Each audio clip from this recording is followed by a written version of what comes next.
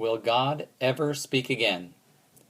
This is 2 Nephi Chapter 7. I start with that phrase because there are some out there who erroneously believe that God is done talking.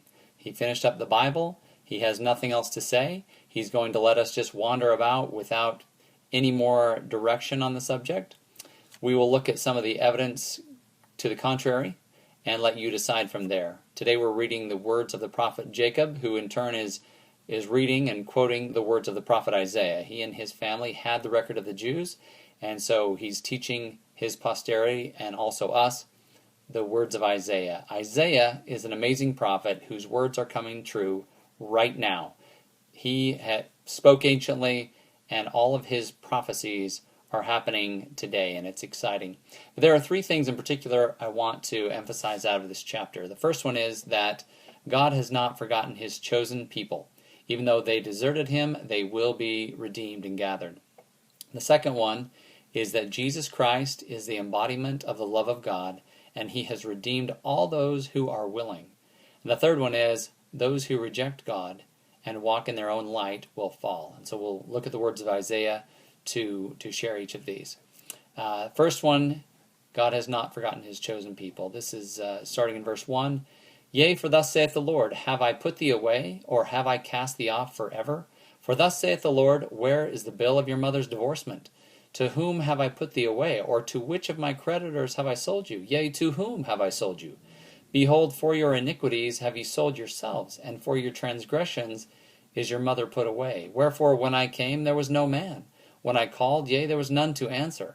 O house of Israel, is my hand shortened at all, that it cannot redeem? Or have I no power to deliver? In other words, the Lord is saying, if it seems like I've abandoned you, just look at what happened. You've abandoned me. I was here the whole time. I've been calling after you, and you have left me. The second point, Jesus Christ is the embodiment of the love of God. These are verses 5 through 8. The Lord God hath opened my ear, and I was not rebellious, neither turned away back. I gave my back to the smiter, and my cheeks to them that plucked off the hair, and I hid not my face from shame and spitting. For the Lord God will help me, therefore shall I not be confounded. Therefore have I set my face like a flint, and I know that I shall not be ashamed. And the Lord is near, and he justifieth me. Who will contend with me? Let us stand together. Who is mine adversary? Let him come near me, and I will smite him with the strength of my mouth. The final point to emphasize is that those who reject God and walk in their own light will fall.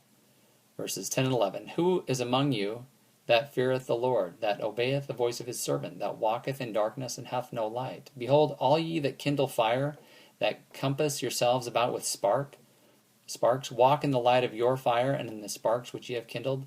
This shall ye have of my hand. Ye shall lie down in sorrow.